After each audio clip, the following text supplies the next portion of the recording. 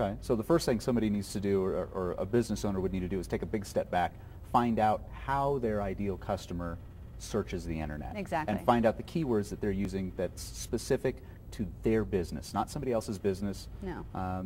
Maybe even looking at competitors, but probably just their business specifically. If somebody's going to look for them, what are they going to use? Exactly. What's number two? Number two would be then to take what you've learned and apply that to providing great content on your website. So when you go there, it may not be the home page.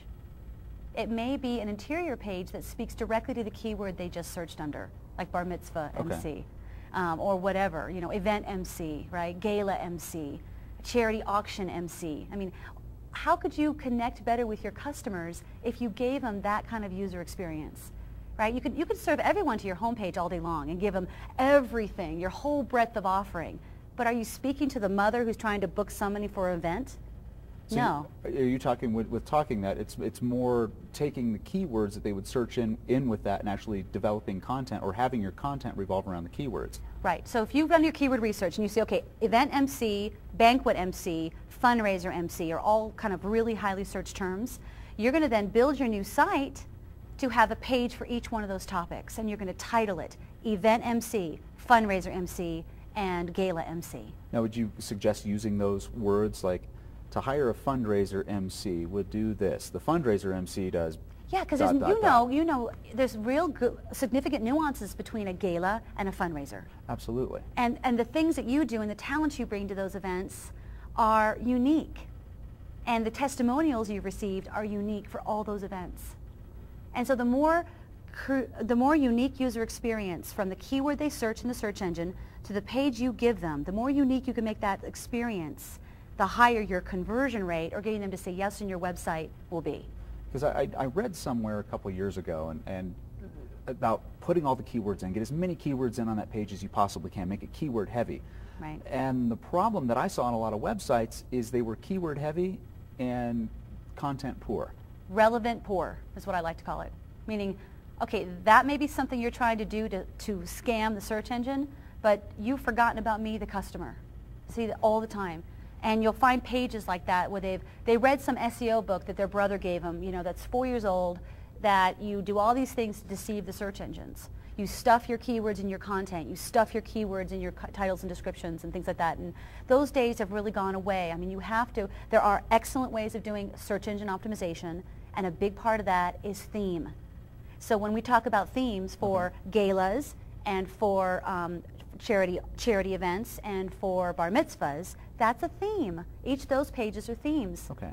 So if I stick to theme and pay attention to keyword, then the search engine is happy because it's great user experience. The customer's happy because they're getting what they want. And guess what? You're getting lots of gigs because everyone's happy. Now what about, you mentioned keywords. What are keywords still important in the meta tags as far as the headings? Are they still important? Are they as important as they were back in 2002? No, but they are one of the factors. So we always talk about websites win on search engines that are least imperfect. And what I mean by this, and this is actually a Bruce Clay term. Who's Bruce Clay? Bruce Clay is, took training, extensive training through a company, and he's kind of the father of search engine optimization. Okay. He's the #1 guy when you type in search engine optimization in Google. That's the guy. He's the guy who comes up #1, and he's the guy I want to take training from. Now, does he know all the Google algorithms or all the search engine algorithms? He probably has He's got an inside track, let's just put it that way. He's very knowledgeable, but his whole premise is that least imperfect sites win. So the sites that pay attention to all of the title, the description, the body content, the robots.txt, you know, all the stuff that comes in. And you hired someone to do this, by the way. So I'm recommending that as a business owner, you have enough knowledge about who your customer is and how they search so that when you go to hire these professionals, I don't suggest you do it. I suggest you find a professional that can listen to you and make that happen on your site. Okay. That you should not be spending time doing that. You have a business to run. Well, I guess that comes down to anything. Are you the business owner who runs a business, or are you the SEO expert? And that would be my third and final recommendation for business owners, by the way, is to hire a professional. Hire good quality professionals. Research, call their references, make sure that they really understand your business, that they really get it, that they're not just factorizing you into some formula that they fit every customer into. They have to understand your themes. They have to understand your customers.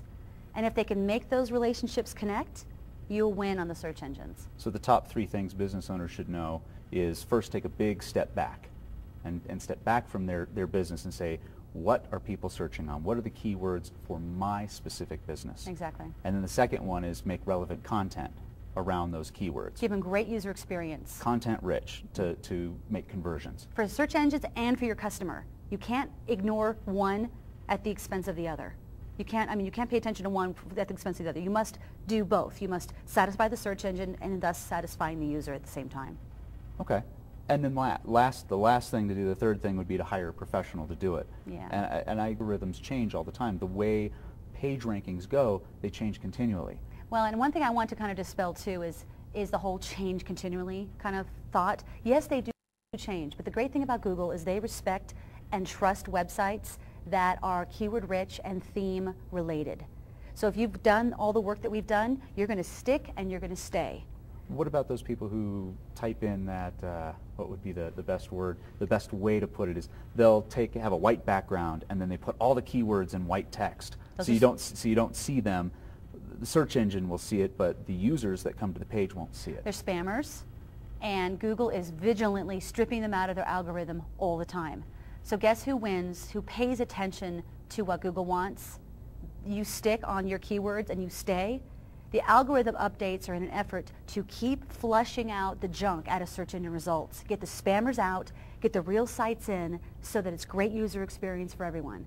Right? The searcher's happy, Google's making tons of money because they're giving great results, and they're getting rid of all the spammers that create a bad user experience. So whenever an algorithm is updated, it's like a 2.0, 3.0, 4.0. It's getting rid of the junk so that better relevancy is left over. So that when people search, they get the good stuff as opposed to the bad stuff. And Google is vigilant about their content. Content is king for them.